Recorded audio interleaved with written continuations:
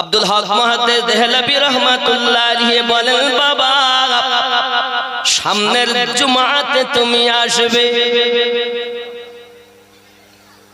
এ বেটা বাড়ি গেলে ঠিক শুক্রবার যখন এসেছে, আগে ভাগে গোসল করি, জামা কাপড় পরিধান করি, প্রথম কাতারে বসার জন্য মসজিদ দিল্লিতে উপস্থিত হয়েছে।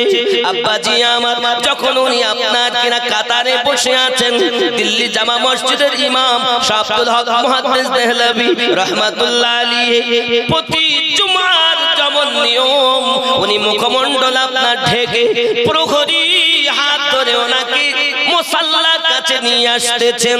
কিন্তু ওই বিগত জুমায় প্রশ্নকারী আজ প্রশ্ন করছেন, হুজুর मैं आ गया हूं,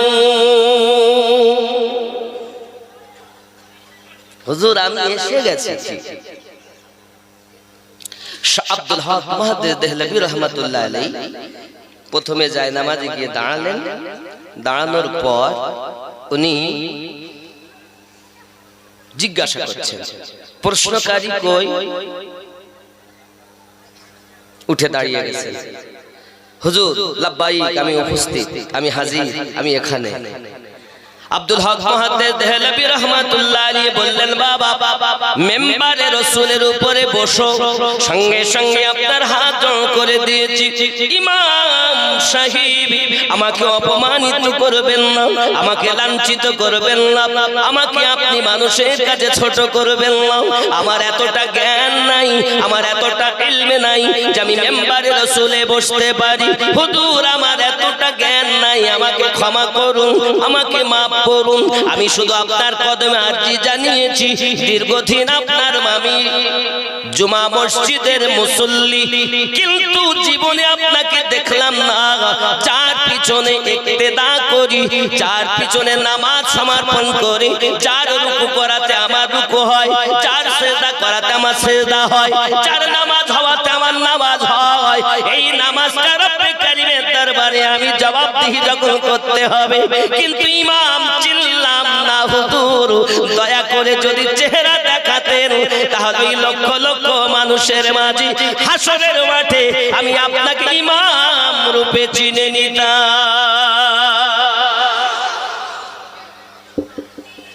এজন্য জানতার পিছনে ইক্তেদা করো না। এক ওয়াক্ত নামাজ না পড়লে তো 80 হব্বা দোজখের কথা খুব হুজুরেরা বলে, কিন্তু নামাজ পড়ে যদি না হয় তাহলে কি হবে এ কথা আর কেউ বলে। আমার জওয়ান যুবক সোনামানিকেরা আব্দুল হক মুহাদ্দিস দেহলভী রাহমাতুল্লাহ আলাইহি বললেন, বাবা তোমাকে বলেছি মেম্বারে বসতে, খুতবা তোমাকে দিতে হবে না। বাবা আমি জানি তোমার ইলম নাই, তুমি শুধু হুকুম পালন করো। যেই না ওই ব্যক্তি প্রশ্নকারী মেম্বারে রাসূলে গিয়ে আপনার বসেছেন, হুজুর কিবলা নিজের মাথা রুমালখানা খুলে তার মাথায় চাপিয়ে দিয়েছে। সমস্ত মুসল্লি হুজুরের চেহারা দেখছেন। আয় হায়, আব্দুল হক মুহাদ্দিস দেহলভী রাহমাতুল্লাহ আলাইহি কত সুন্দর নূরানি চেহারা, দাড়ি বড় ঘন, আব্বার গৃহবর্ণ দেখতে অতি সুন্দর। যিনি আল্লাহর আশিক রাসূল ছিলেন, রাসূল প্রেমিক ছিলেন। এ বাবাজিরা আমার, এখন রুমাল চাপানোর সাথে সাথে ওই ব্যক্তি মেম্বার থেকে নিচে পড়ে গিয়েছে। এ বাবাজিরা আমার, রুমাল চাপানো সারা আর আপনার কিনা কয়েক সেকেন্ডের ভিতরে বেহুশ হয়ে যাওয়া সারা। মসজিদে হুলস্থুল মেচে গেছে, হুলস্থুল মেচে গেছে। আরে কেমন ইমাম, জিন্দা মানুষ মেরে দিল, জিন্দা মানুষ মেরে দিল, কি জাদু করেছে তার ঠিক নেই। 5 রকম মানুষ 5 কথা বলবে। যখন হুলস্থুল মেচে গেছে, শোর হতে লেগেছে, আওয়াজ হতে লেগেছে, ইমাম সাহেব বলছেন, বাবা শান্ত হও। শান্ত হয়েছে। আল্লাহর খেলা, ওই প্রশ্নকারী বেহুশ হনেওয়ালা হুশ এসেছে। জোরে বলুন সুবহানাল্লাহ। হুশ যখন ফিরল, এখন লোকের মনে কৌতূহল জারি হলো, এ বেহুশ হলো কেন? জাগবে কি জাগবে? হঠাৎ যদি এই বেটার কেউ বসে থাকতে থাকতে বেহুশ হয়ে যায়, কিছু একটা ধরেন আমি ছেলেটার মাথায় হাত দিয়েছে, হাত দেওয়ার সাথে সাথে যদি বেহুশ হয়ে যায়, তাহলে আপনাদের সকলে তো দেখে কি করেছে, আমি নতুন তার ঠিক নেই, জাদু করে দিতে মনে হয় নাকি? হতেই পারে। এখন যেই হুঁশ ফিরেছে সকলের মনে কৌতূহল যে কি হয়েছে, কেন বেহুশ হলো। আব্দুল হক মুহাদ্দিস দেহলভী রাহমাতুল্লাহ আলাইহি রুমাল চাপানোর পরে, ও বাবা তুমি কেন বেহুশ হয়ে গেলে, দয়া করে তুমি আমাদেরকে বলো। সঙ্গে সঙ্গে ওই ব্যক্তি আপনার চোখের পানি ঝরেছে আর হুজুরের কদমখানা ধরেছে, ইমাম সাহেব আমাকে মাফ করে দিন, আমাকে ক্ষমা করে দিন, আমি জীবনে কোনোদিন আপনাকে বলবো না, আপনি আমাকে চেহারা মোবারকা দেখিয়ে দিন, আর কোনোদিন বলবো না, হুজুর আমাকে মাফ করে দিন। সঙ্গে সঙ্গে ইমাম সাহেব বলছেন, বাবা তুমি কান্না করলে হবে না, এতগুলো মানুষের মনে প্রশ্ন হলো কেন তুমি বেহুশ হয়েছো বলো নাকি? কেন বেহুশ হয়েছো? হুজুর আপনি আমাকে মেম্বারে বসতে বলেছেন, আমার মতো পাপী আপনার হুকুম পালন করি, যেই কিনা মেম্বারে বসেছি হুজুর, মেম্বারে বসার পরে আপনি মসজিদের দিকে তাকিয়ে দেখি শত শত মানুষ নামাজ পড়ার জন্য মসজিদে বসে আছে, শত শত মানুষ নামাজের জন্য অপেক্ষা করতেছে, কেউ বা নামাজ পড়তেছে, কেউ বা আপনার বসে রয়েছে। হুজুর শত শত মানুষ দেখেছি, মনটি আমার বড় খুশিতে আনন্দিতে ভরে গেছে, কিন্তু আপনি যখন আপনার চেহারা মোবারকার, আপনার মাথা মোবারকার রুমাল খানাকে আমার মাথাতে চাপিয়ে দিয়েছেন হুজুর, আমি মসজিদের দিকে তাকাইয়া দেখি শত শত কুত্তা, শিয়াল, বিড়াল মসজিদ ভর্তি হয়ে আছে। আমি চিন্তা করলাম, আল্লাহ গো এই মেম্বারে বসলাম, আমি দেখি শত শত মানুষ রুমালটা চাপানোর পরে শিয়াল কুত্তাতে বিড়ালে মসজিদ ভরে গেল কেন? আমি এইটুকু দেখে বেহুশ হয়ে গেছি।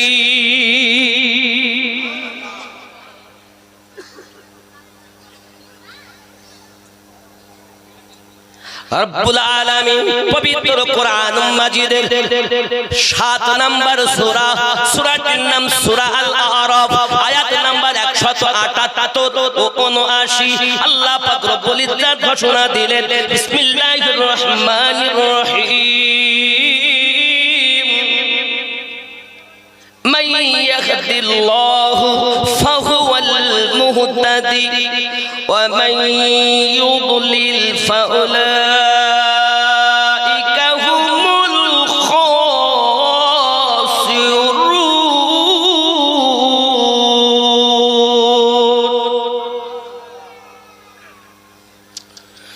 ওয়ালাকাদ যারানা লিজাহান্নামা কাসীরান মিনাল জিন্নি ওয়াল ইনস। হায় হায়, আমার আল্লাহ পাক কত সুন্দর কথা বলেছেন। আমি আল্লাহ যাদের হেদায়েত দান করি তারা হেদায়েত প্রাপ্ত হয়, ওয়া মাইয়ুদলিল আমি আল্লাহ যাদের পথ ভ্রষ্ট করি ফাউলাইকা হুমুল খাসিরুন তারা হলো ক্ষতিগ্রস্তদের অন্তর্ভুক্ত। আমার আল্লাহ পাক বলেন, ওয়ালাকাদ যারানা লি জাহান্নামা কাসীরাম মিনাল জিন্নি ওয়াল ইনস। আমি আল্লাহ পাক আল্লাহ তাআলা জিন জাতির জন্য আর মানব জাতির জন্য জাহান্নাম তৈরি করে রেখেছি। আয় আমার রব, আপনি এত শখ করে বান্দা বান্দি সৃষ্টি করেছেন, কেন আপনি জাহান্নাম বানালেন? আমার আল্লাহ পাক আল্লাহ তাআলা বলেন, লাহুম কুলুবুল্লাহু লা ইয়াফকাহুনা বিহা। আমি আল্লাহ পাক তাদের অন্তর দান করেছি, অন্তর দিয়েছি, অন্তর দিয়ে তারা চিন্তা ভাবনা করে না। আমি আল্লাহ তাদের অন্তর দিয়েছি, চিন্তা ভাবনা করে না। আমি আল্লাহ তাদের কান দিয়েছি, তারা শোনে না। আমি আল্লাহ তাদের চোখ দিয়েছি, তারা দেখেও দেখে না। জেনে রাখো আমি আল্লাহ ঘোষণা দিলাম, উলাইকা কাল আনআম তারা হলো মানুষ পর্যন্ত সমাতুল্য, বালহুম আদল, তার থেকে নিকৃষ্ট। বোঝা গেল এই মানুষ শুধু হলে হবে না, এই মানুষকে আল্লাহ পশু বলেছেন। কোন সূরায়? 7 নম্বর সূরায় 178 নম্বর ও 79 নম্বর আয়াতে। ও যুবক সোনামানিকেরা, বোঝা গেল মানুষ, মানুষ, পণ্ডিত, পাণ্ডিত্য, দর্শন, স্পর্শন, আকর্ষণ এক জিনিস নয়। রাস্তার পাথর আর বালুতে টুকে ফেলার পরে পাথর আর পরশ পাথর কখনো এক নয়। হবে আপনার পায়ের জুতো, একজন হে বাবা আপনার মায়ের পায়ের জুতো সন্তানের জন্য দামি, এক ছাত্রের জন্য ওস্তাদের পায়ের জুতো দামি, ঠিক কিনা বলেন? ছাত্র যদি ছাত্রের মতো হয়, ওস্তাদের জুতাকে পর্যন্ত সম্মান দেয়। কথা বোঝা যাচ্ছে না? যাচ্ছে। আব্বাজি আমার সোনামানিকেরা, ছাত্র যদি ছাত্রের মতো হয়, শিক্ষকদের সম্মান দেয়। হে বাবাজিরা আমার, আর ছাত্র যদি বিয়াদব হয়, শিক্ষককেও ধরে মার চালায়। ঠিক ঠিক। ছাত্র যদি বিয়াদব হয়, শিক্ষককেও পড়ে তো মোটে না। দেখো আমার নাম্বারটা যদি ঠিকঠাক না হয়, তাহলে রাস্তায় গেলি ফুটুস। শিক্ষক দেখতেছে আমার আর কি, খোঁচা মারলেই যখন হবে জীবনটা তো বাঁচবে। এখন হলো খোঁচা মারা পাস, হয় কল্লা হয় কার লপাস। ও আমার জওয়ান যুবক, বোঝা গেল ভালো ছাত্র যে হয় সে শিক্ষকের দোয়া পায়, আর খারাপ ছাত্র যে হয় ওস্তাদের বদদোয়া পায়, খোঁচায় পাস। বুঝতেছেন না? ও জওয়ান যুবকেরা আমার, এখন ভালো সন্তান যদি হয়, পিতা মাতার সম্মান জানায়, আব্বা মায়ের দিকে মায়ার নজরে তাকায়। সন্তান যদি খারাপ হয়, মায়ের দিকে গরম নজরে তাকায়, ধরে ধরে মারে, মাকে খেতে দেয় না, বাপকে খেতে দেয় না। প্রিয় নবী হাদিস শরীফের ভিতরে জানিয়েছেন, উম্মাতানেরা জেনে রাখো, জেনে রাখো, প্রতিদিন সকালবেলা সারা দিনের মধ্যে যদি কোন সন্তান দয়ার নজরে, মায়ার নজরে নিজের মায়ের দিকে তাকায়, আল্লাহ পাক আল্লাহ তাআলা তার নামায়ে আমালে মাবরুর হজের সওয়াব দিয়ে দেয়। জওয়ান যুবকেরা, আব্বা জানের দিকে তাকালে হজের নেকি পাওয়া যায়, মায়ের কদমের দিকে তাকালে কবুল হওয়া হজের সওয়াব পাওয়া যায়। আমি আমিনুদ্দিন 5 লক্ষ টাকা ব্যয় করে মক্কা মদিনায় হজ করতে চলে গেলাম। হজ কবুল হতে পারে নাও পারে। নবী আমার মিশকাত শরীফের ভিতরে গ্যারান্টি দিয়েছেন, তুমি যদি তোমার মায়ের দিকে মায়ার নজরে তাকাও, আমি নবী গ্যারান্টি দিলাম কবুল হজের সওয়াব।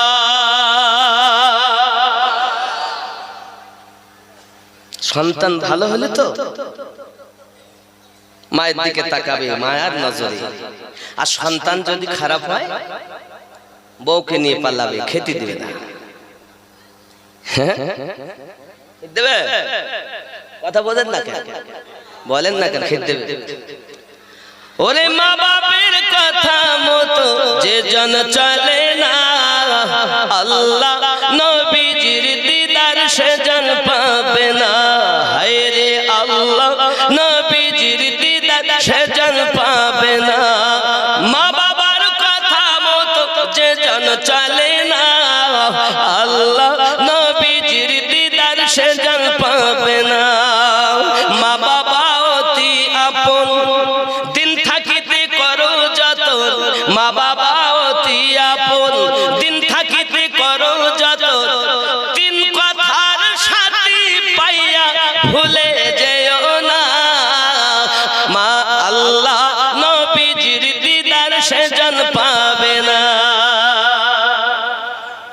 এখন বউ পেয়ে মা বাবা ভুলে গেছে, কিন্তু ভালো সন্তান মায়ের পায়ে দেওয়া জুতাকেও পর্যন্ত পা ঠেকায় না।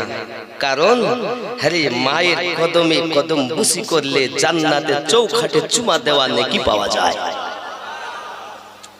আরে বাপকে যদি কষ্ট দেই জান্নাতে ঢুকতে পারবো না, আর মাকে যদি কষ্ট দেই জান্নাত পাবো না। মায়ের কদম নিচে জান্নাত, বাপ জান্নাতের দরওয়াজা। এ হলো ভালো সন্তানের উপদেশ, ভালো সন্তানের। আর খারাপ ক্যারি করে আব্বাজি আমার সোনা মানিকের, ঠিক তদরূপ ভাবে আপনাকে আমাকে বুঝে নিতে হবে। ভালো যে আল্লাহওয়ালা হয় তার কাজ হলো আল্লাহওয়ালাদের সম্মান করা, ঠিক নেই? ও যুবকেরা আমার, এক ইট আপনি ভাটা থেকে কিনে এনেছেন, কিছু ইট দিয়ে ঘর তৈরি করেছেন, আবার কিছু ইট আপনি পায়খানার ঘরে টয়লেটে ব্যবহার করেছেন। একই ভাটাতে তৈরি ইট আবার কিছু এনে মসজিদ তৈরি করেছে। আপনারাই বলুন ওই ইটগুলো একই সাথে একই ভাটাতে এক ভাবি তারা গরম হয়েছে, একভাবে তারা পড়েছে। এ বাবাজি আমার, ওই ইট এসে মসজিদে তার উপরে মানুষ সেজদা দেয়, এই ঘরে এসে মানুষ আপনার কিনা টয়লেট করে। বোঝা গেল জায়গা যেমন সম্মান তেমন, ঠিক নেই?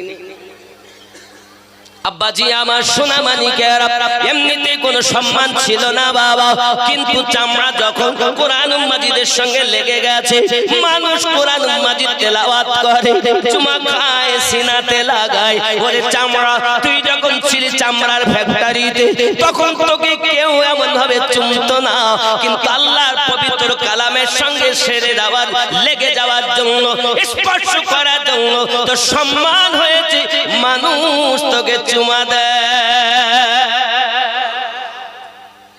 ঠিক নেই? কোথায় মা বাপের চপ্পল আর কোথায় আল্লাহ ওলিদের চপ্পল, জুতা এক। ঠিক তদরূপ বাবা খাজা গরিব নওয়াজ মঈনুদ্দিন সঞ্জারি আজমিরি রাদিয়াল্লাহু তাআলা আনহু, ওনার ব্যবহার করা জুতা মোবারক। এ বাবাজি আমার, যোগী জয়পাল একের পর এক জাদু দেয়, জাদু দিয়ে আপনার মুসলিমদেরকে ধ্বংস করার চিন্তা ভাবনা, পৃথ্বীরাজের কথা ধ্বংস করো, ধ্বংস করো, কোনো মতে কাজ করতে পারে না বাবা। হঠাৎ যখন আপনার যোগী জয়পাল হাওয়াতে উঠতে লেগেছে জাদুর বলে, গরিব নওয়াজ আওয়াজ দিলেন, বাবা আয় আমার জুতো, যা যোগী জয়পালকে নামিয়ে নিয়ে আয়। জুতা হাওয়াতে উঠতেছে, যোগী জয়পালের মাথায় পড়তেছে, নাম নাম নাম, আর নামিয়ে তাকে গন্ডির ভিতরে রেখেছে।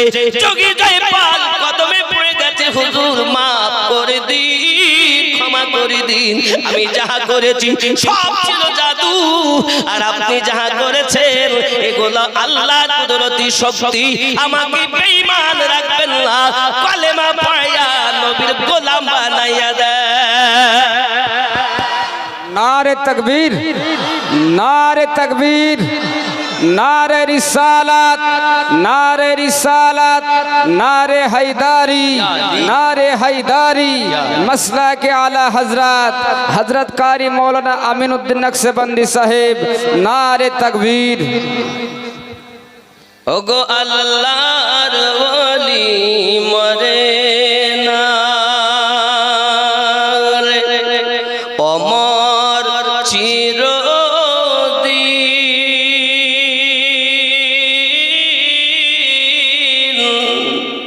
তাদের দেহ খায় না মাটি, ছোঁয় না রে জমিন, সশরীরে ঘুরে বেড়ায় জমিন আকাশ বিছে,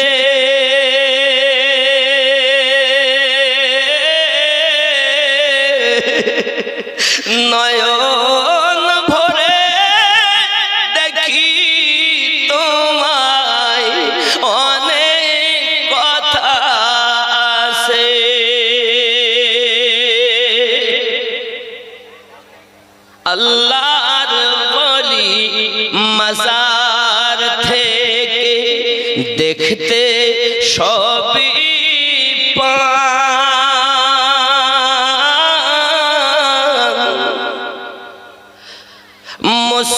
মুসিবতে মাদাদ দিতে ওগো তিনি ছুটে যান কুদরতের ওই টেলিভিশন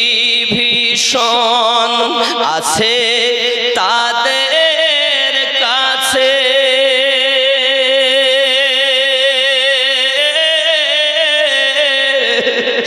নয়ন ভরে দেখি তোমায় অনেক কথা আছে কোথায় আছো হুজুর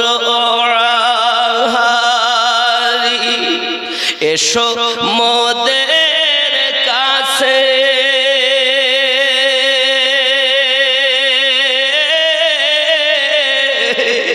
নয়ন ভরে দেখি তোমায় অনেক কথা আছে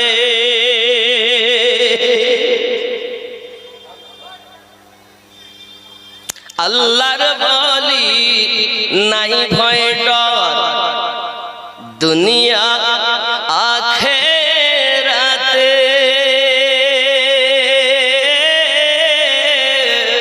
আল্লাহর ভয়ে হয় জারি তাদের পায়ে হাতে ফানা ফিল্লাহ আল্লাহর সাথে তারা মিশে গেছে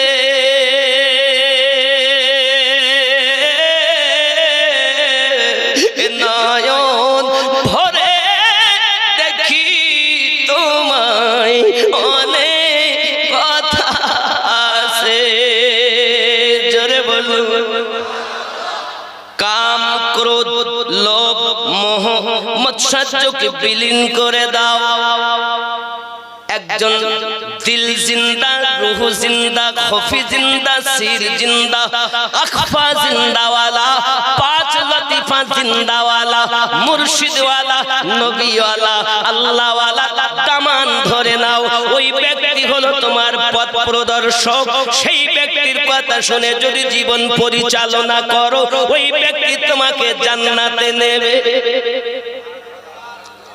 যার কলব জিন্দা নাই যার রূহ জিন্দা নাই যার সির জিন্দা নাই যার আত্মা জিন্দা নাই যার খফি জিন্দা নাই ওই ব্যক্তির সঙ্গে যদি সম্পর্ক করা হয় দুনিয়া তো বরবাদ আখিরাত তো বরবাদ হবে আমার আল্লাহ পাক বলেন আমি যাদের হেদায়েত দান করি তারাই হেদায়েত প্রাপ্ত হয় আর আমি যে আল্লাহ যাদের পথ ভ্রষ্ট করি তারা পথ প্রদর্শক আউলিয়াকে মুর্শিদ রূপে পাবে না আল্লাহর ঘোষণা তাহলে দুনিয়ায় যারা কামেল মুর্শিদ পেয়েছে আল্লাহ তাদের হেদায়েত কবুল করেছে সুবহানাল্লাহ সুবহানাল্লাহ তুমি মুর্শিদ পাচ্ছ না তার মানে আল্লাহ আপনার হেদায়েত চান না